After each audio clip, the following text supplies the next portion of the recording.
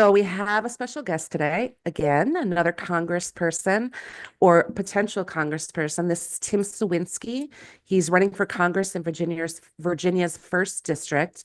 I saw him on my TikTok FYP and was immediately hooked, became immediately obsessed, stalked his website, looked at all of his videos. There's something so refreshing about this guy. I don't even know if I can put it into words. Maybe after we're done talking with him, I'll be able to articulate it, but I'm super excited to talk to him. Yeah, I'm pumped too because he's a millennial, and Uh-huh. we love that over on this side. Just an engaging guy. I watched a couple videos of his as well, and so excited to talk to him. A young millennial progressive candidate. That's what's gonna get things to change in America. Absolutely. All right, let's talk to Tim, and I will see you on the other side. Seth, we have a really special guest today. I'm so excited to talk to this guy. His name is Tim Cywinski. Tim, are you there? I am. Thank you so much for having me on here, Allison. This is a real pleasure for me. Thanks for joining. So, Tim, you are running for Congress in Virginia. And when we spoke briefly, you said there was some stuff going on with your district. So, explain kind of what district you're in and what's going on with your districts.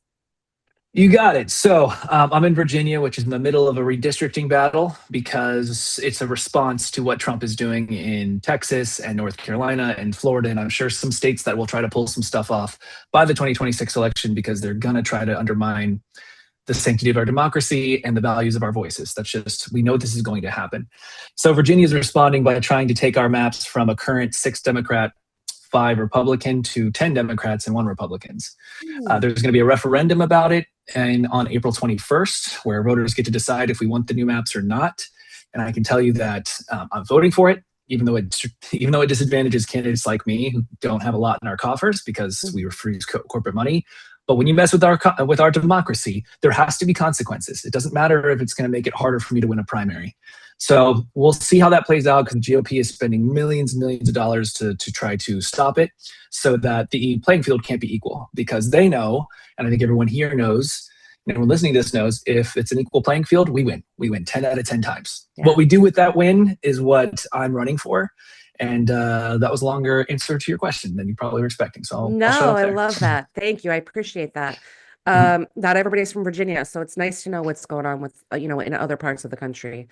So tell me about who your current congressman is and how that's working out for you. Oh, how long do you have? Because this guy is the worst. So the current congressman, his name is Rob Whitman.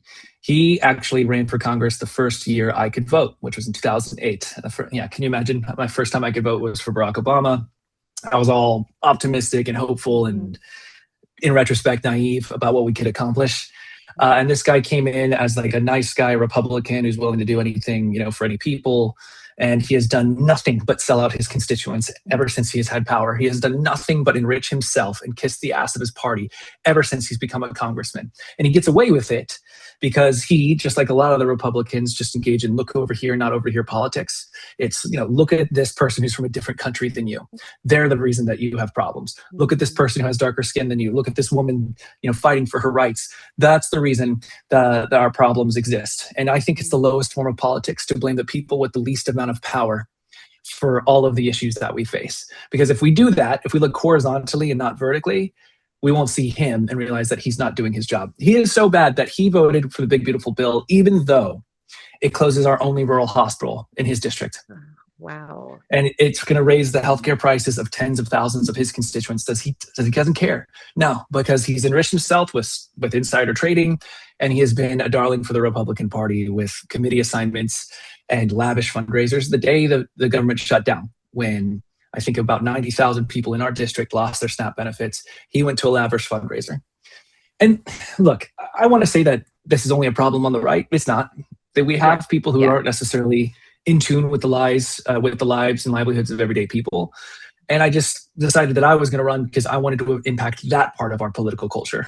So it's not just him. He is the poster child for everything that's wrong with our politics, but it's also the political system itself that needs to change. Yeah, I couldn't agree more. One thing I would, the first thing I wanted to ask you, man, is that, in Virginia, obviously we saw what happened in the special elections just a couple of months ago. And what I would like to know is, did you decide to run before then? And if so, did those results really encourage you and make you think I've got a real shot at this? Or did those elections maybe sway you to say, I think now I can run and make something really happen, especially for people who are looking for young progressive leadership? Yeah, thanks for bringing this up. I actually announced my candidacy in September, so way before those elections where you saw like this big blue wave type style election, which was definitely a response to Donald Trump's first year in office, which is marked with failure and cowardice and corruption and terrible things. Again, we don't have that kind of time right now. But my background is in community organizing. I do organizing in environmental justice, mostly in rural America, but also in some suburban and urban areas as well. I work with communities regardless of who they voted for, because with whether it's big tech or big pollution, these people just deserve to have someone who has their back, who understands the political system and why it's strategically designed to disadvantage them.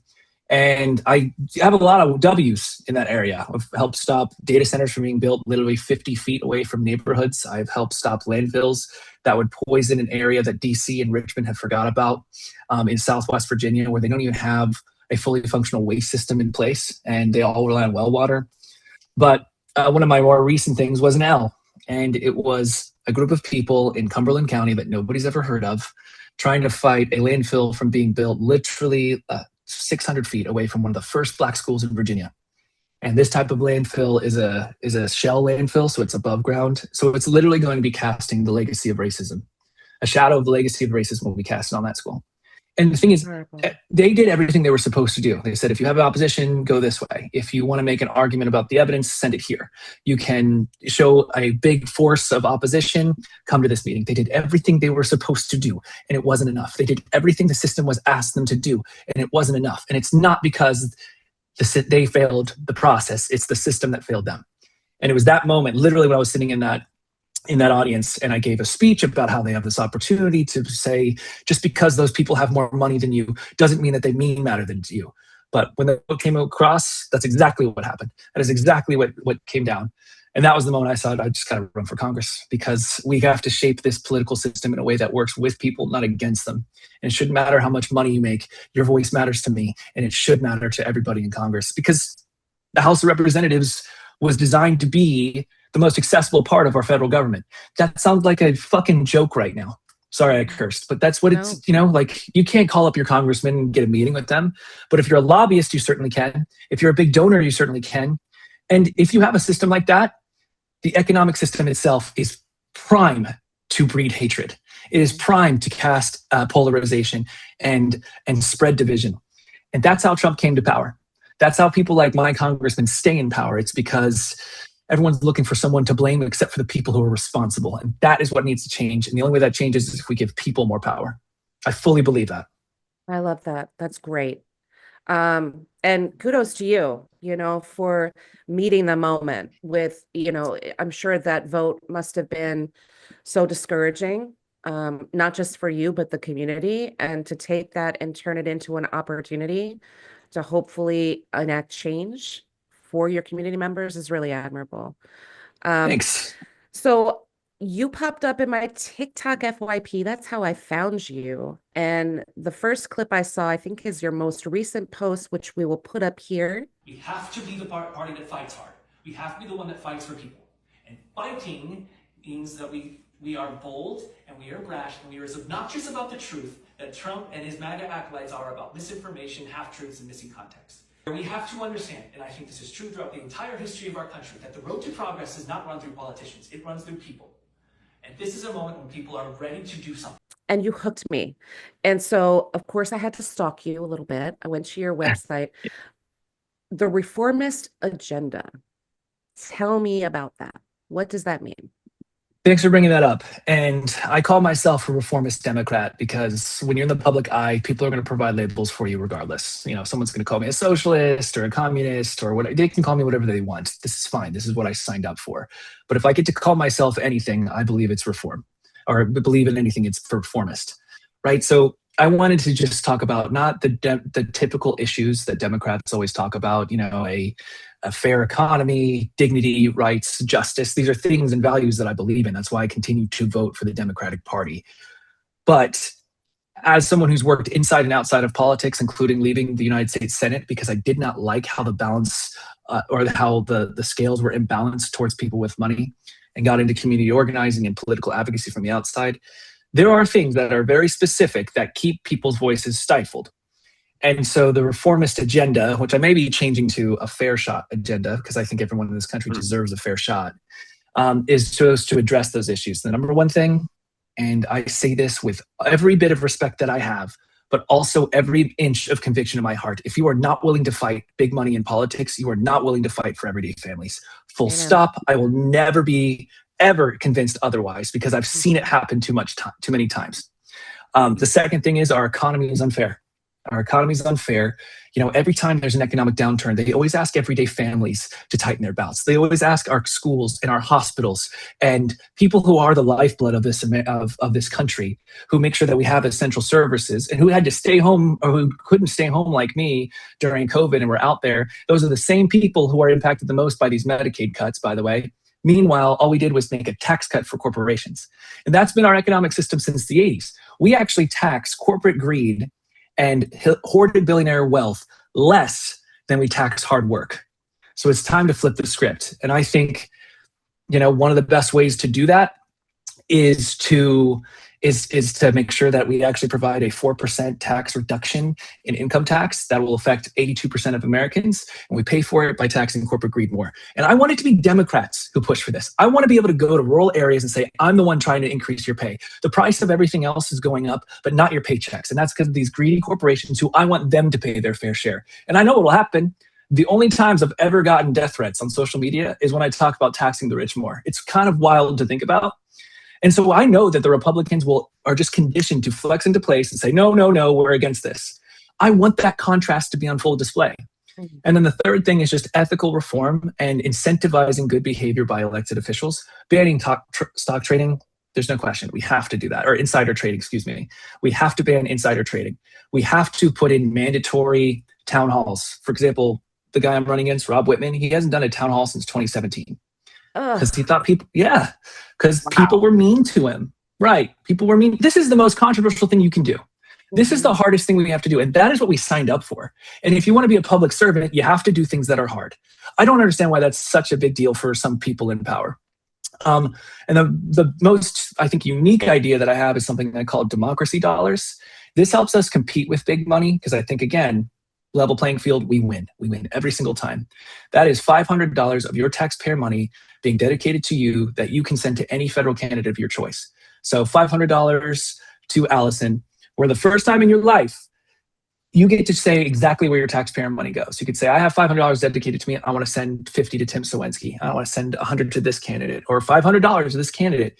And what that does is incentivize candidates to go into communities and hear what it's actually like to struggle, instead of being on the phone 12 hours a day calling people who can give you the max donation. Those people, I'm sure, have concerns that are legitimate, but they don't struggle like the people who can't afford a lobbyist. Yeah. I want more politicians to be incentivized to go to them. And if we do that, I swear in 2 elections, we will have completely different political culture. So these are the underlying issues that I'm trying to address that allowed Trump to come to power, that has allowed the erosion of our democracy, and that will make, our future just a little bit brighter. I don't know about you guys, but I'm tired of looking up and being disappointed. I want to just feel something hopeful again. And if I can do that by changing our system, even just a little bit, then that's worth fighting for. Every time it's worth fighting for. That's a beautiful thing, man. And, as a millennial, as a fellow millennial, I get really excited when I see guys like you, because this change isn't going to come unless we have a youth movement, because right now it just feels like a bunch of old people are yelling at each other. Bibi and Trump are old. They're yelling at a 78-year-old Ayatollah Khomeini. I mean, it's just a bunch of old men yelling at each other, trying to keep what little power they have for as long as they have. So it's great to see you come out and do your thing. What I would like to know is, who politically inspired you in as you've been, educating yourself, maybe some politicians that inspired you to come out, and put action behind your words. And then, how does that inform the race that you're running and kind of separate you from your primary candidate or your primary opponent? Just, it's a great question. And I just kind of think being inspired by politicians is just not my thing. I was raised by my mom, who's a historian. And so I grew up hearing about stories of peak pivotal moments in our country, and the people who showed up to be truly transformational were always underdogs. I think of Fannie Lou Hamer, which a lot of people don't think of in the civil rights movement. That phrase, "I'm sick and tired of being sick and tired," came from her. And she did not even have a high school education. And yet she became a voice of an entire generation of people fighting for basic dignity and rights in our country. I think about people in the labor movement who were just told they have to work 7 days a week. Their kids have to work 7 days a week. And even though the odds were against them, they fought back and they won anyway. I mean, since my mom is very much a very prideful feminist, like, I heard all about the women's suffrage movement, not just in America, but across the world. And that's the thing. I think that when people without the power that's on paper realize that just because everything else in our system tells you that if you're not rich enough, therefore you're not powerful enough to stop them. The best moments in our history that have benefited the most of the majority of us, they have come from people who proved that mentality wrong. And that's what I'm trying to do right now. I don't take corporate money. I am the poorest candidate by far in my primary. And that's okay, because I'm not wealthy and well-connected, so I can't just have a house party with 20 people who can give me $5,700 and max out their donation. I'd win this primary right now. But it's supposed to be hard. They're supposed to be the people with the least, and doing something for them. That's the true measure of progress in our country. The people who are left out in the cold, that's how strong we are as a country, is if we're making sure that their voices are a part of the process too. So, FDR, maybe, just because he thought that the government should be part of making sure we can lift people up. And he also believed that if we didn't do that, our system would fall into fascism. I mean, that's what happened. The same time that he became president, Hitler and Mussolini came to power. He knew that if America didn't deliver for the American people, we would have a situation like we are having exactly right now. So this is not just me trying to act like, I'm pushing some agenda. There's a reason I call myself a reformist. That's not just about my policy, but that's the way we think about how government works. And if we don't do that, we're going to continue to slide into a dark period that I'm afraid we won't be able to get out of. But if we do, and if I don't win my primary, because I know I'll beat Rob Whitman 1,000 times over, but I'm still going to fight. And that's the moment we need to think about right now, because everything is under attack. Everything's on the line. People's dignity and rights is on the lines. And if we're going to respect that, 2026, not 2028, 2026 is the time to do it. Yeah. And since we are in the primary, because, the Democrats right now, we get to kind of pick our dream candidates, right? So yes. Given that you're running against your fellow Democrats, what makes you different from the people that you're running against? So, you know what? If I could be petty for just 1 minute, was that okay with you? Yes, please do. We love petty. The Democratic Congressional Campaign Committee has already endorsed somebody in our primary. They've already made sure that she could fundraise $3 million. This is 5 months before our primary. And this is the thing, a lot of people don't realize this, but because I've worked in politics for so long, primaries in the abstract to most everyday people is like, this is the time to have a battle of ideas, a confluence of policies, and an outreach that helps build the base. And if you have a lot of primary candidates, that's exactly what happens. But if you don't, that's how we get politicians who are out of touch. So the DCCC has already endorsed someone who lost her last election because she took over $1 million from our state's biggest polluter, an energy company that has raised our bills to an unaffordable amount. I mean, this is the reason. And look, she might be a very good person, and she might be able to take some bad money and do some good. But the reason I won't do it is if I ever get in a position where I believe in something and I want to vote for it, it happens to benefit a corporation, and I tell you, no, believe me, you shouldn't believe me. Yeah. You shouldn't. I wouldn't. So what makes me stick out, I don't know. That's for people to decide. I don't believe in assuming that people are going to like me because of my community organizing experience. I don't think people are going to hear my words and think, oh, this is exactly what we should just take this at face values. I have to earn this. I have to earn this every single way. And that's the thing. I'm not asking for people to give me a lot of money. I am not asking for people to just take me for my word. I'm asking people to give me a chance. And if you want to talk and you're my district, or even if you're outside of my district, if you're just somebody who's struggling with something and think that the federal government has a role to make sure that when you are knocked down, we can stretch out our arms and pull you back up, then I want to hear from you. That's not noble, by the way. I think this is just the standard we should be used to. And it's going to take people trying to redefine how campaigns are run. And that's what I'm trying to do. And it's harder. I just stopped giving a shit of what's politically convenient a long time ago.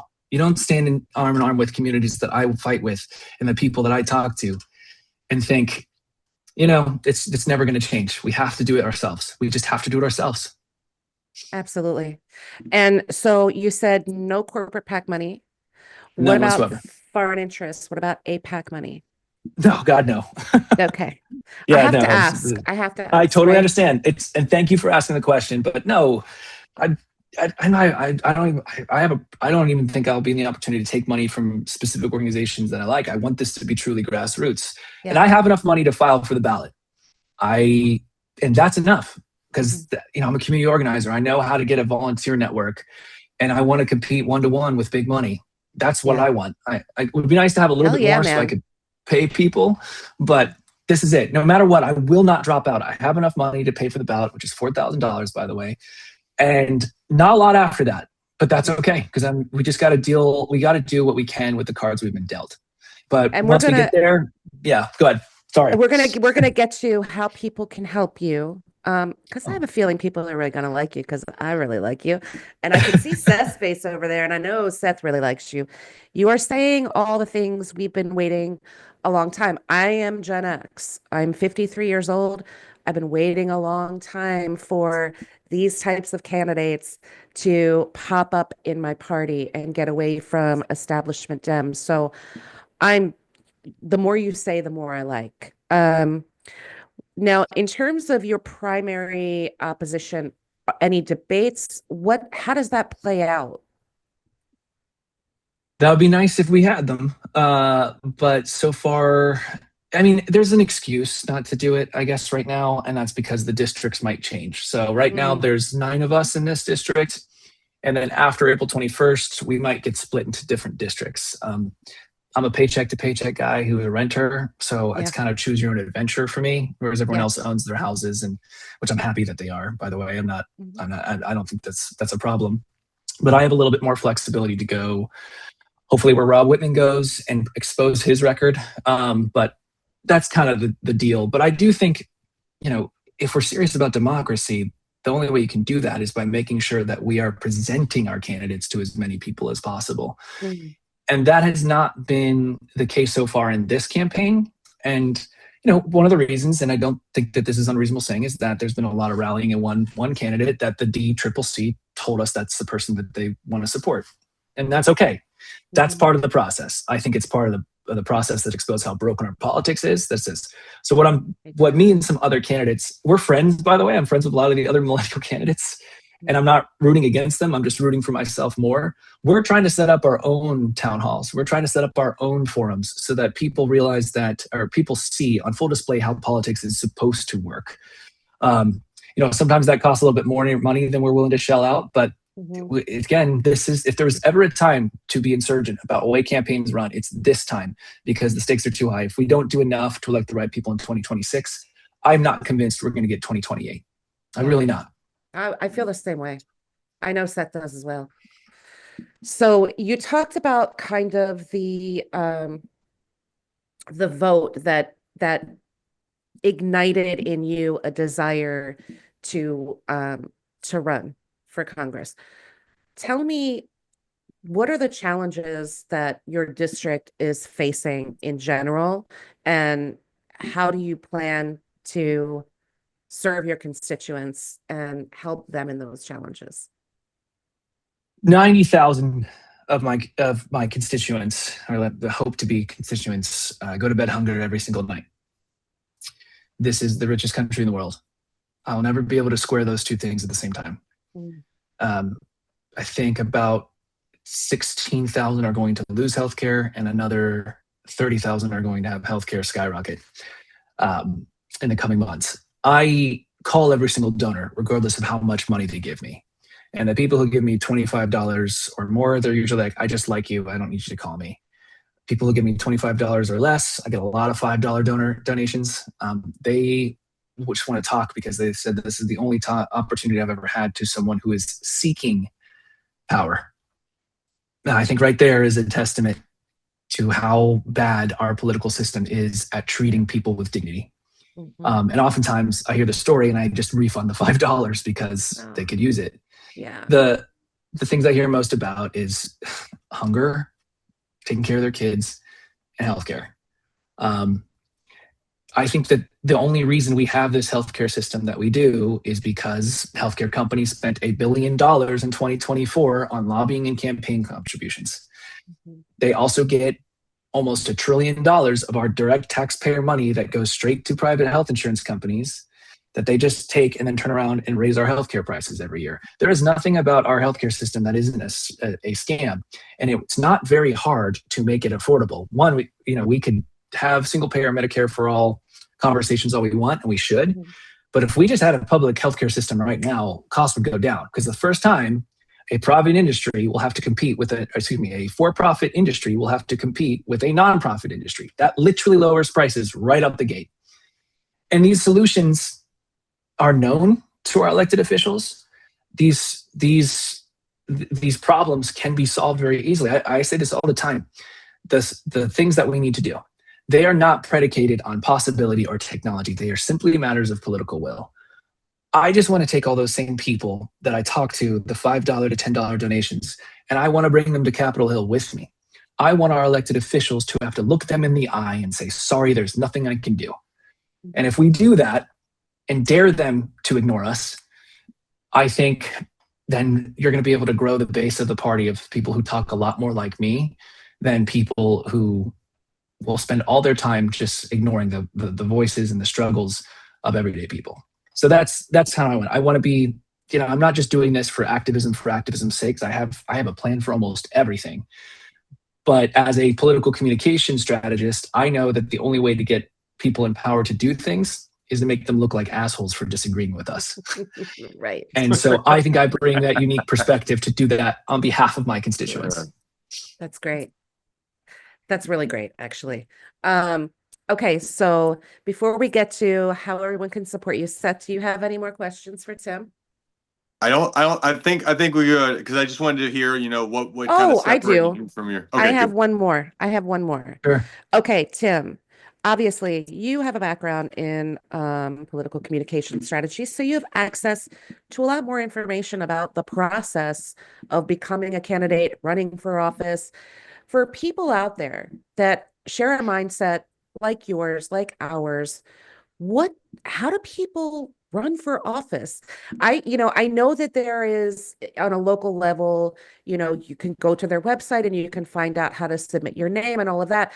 Then what? Like, how does that play out for most people? Because I think a lot of people don't know, and it creates a barrier between wanting to be involved at the political level and being scared because you have no idea what that entails. I would say if anyone listening to this show who wants to run for office or has flirted with the idea of running for office, please do it. Because that's exactly the kind of candidates that we need. You always get business executives and lawyers. That's the vast majority of people in office right now, and especially at the federal level. Navigating it is tough, but it is also Googleable. You just have to look and know where to look. I mean, so it's not, and some of it is kind of chicken and the egg stuff. So for me, example, I don't use any big businesses for any of the things that I do, including my bank account, my campaign bank account. And you can't get certified as a candidate before you have a bank account, but you can't get a bank account unless you get certified as a candidate. And then you also have to navigate different things by the state. So like in Virginia, in order to get on the ballot, you need to pay $3,700 just to get your name on the ballot, which I think is purposely designed. Yeah, it's designed to price people out. I mean, this is another reason why I want my democracy dollars plan to do it. I don't think it just strengthens our democracy by incentivizing your typical candidates. I think you get people who aren't typical candidates to be able to now have access to run for office. Because they can Right. just go to their family and friends and say, can you give me your $500? And now I got enough money to just navigate these simple structures. And I want to give you like a universal, easy approach to how to do this. There's some organizations that specialize in it in particular, but it's different based off where you are. Where you live. I would say yeah. that the same, exactly where you live, exactly.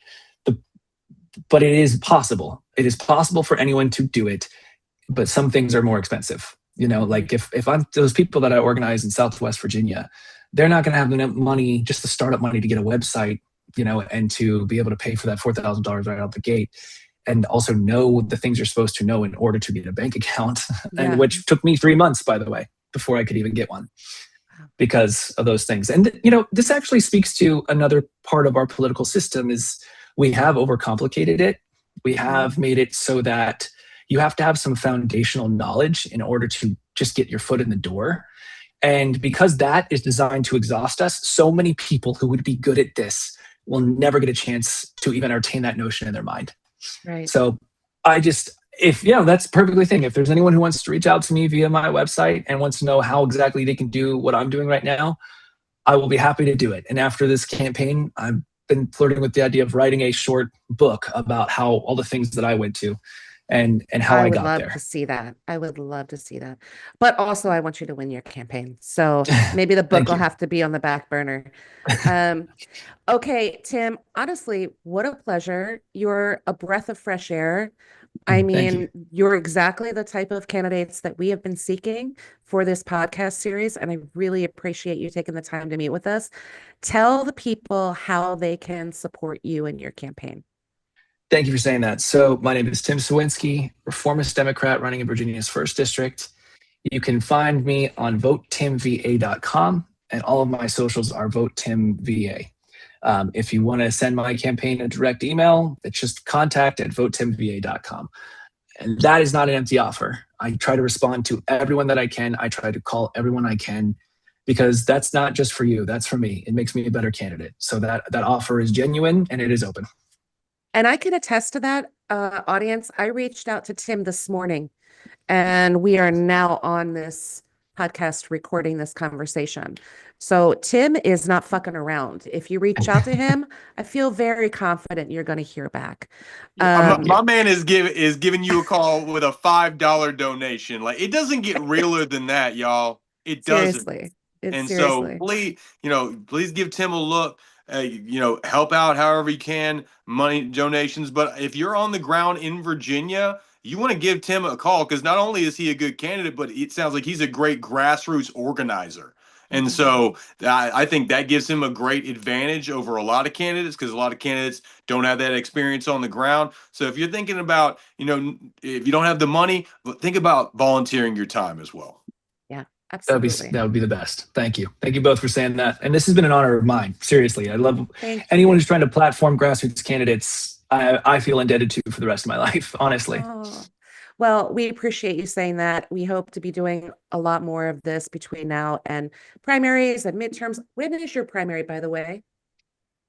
August 4th now. It used to be in August 4th. June now. Now they're moving Okay. to August 4th. So yeah. Okay. Now, yeah, I'd love to be considered a friend of the show. So if there's any time I would too. Let's keep in touch, Tim. I'm digging you, man. I like your vibe. I like everything you have to say.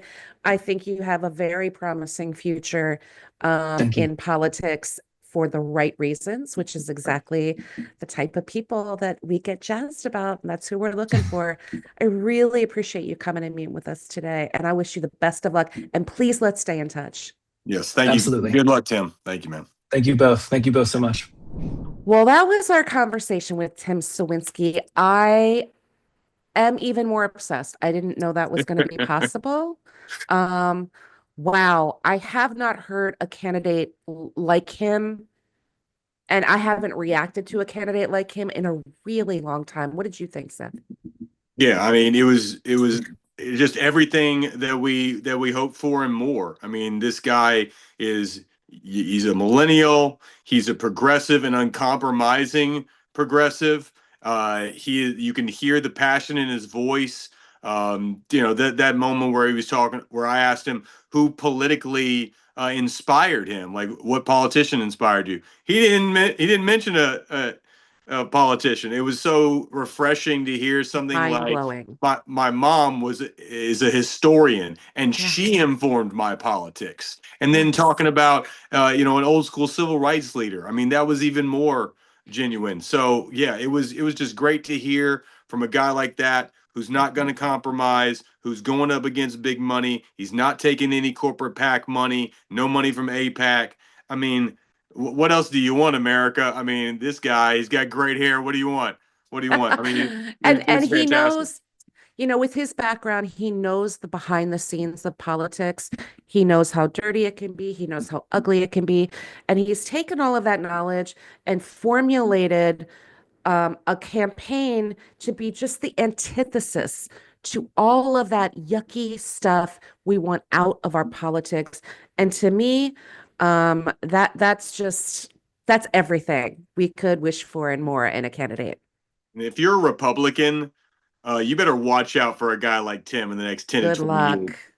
He's got community organizing experience. He's not new to this at all. So Mm-mm. I think that gives him a huge leg up as far as just knowing how to organize. That's Yeah. one of the biggest things is just getting people to come to your side. And Tim is already very versed in that. He helps other candidates do those same things. So I know that he's a good candidate now. He's going to be a good candidate for decades to come. And you better watch out because a guy like Tim, he's going to be able to change a lot of things in the state of Virginia. Unbeatable, unstoppable. We're going to keep our eye on Tim. We promise to stay connected. Hopefully, we'll have more things to bring to you about him and his campaign as it goes on. His primary is August 4th, I think he said. Yeah, in August. So still a ways away. And that's a guy to keep your eye on. So absolutely love that conversation. And can't wait to see what happens.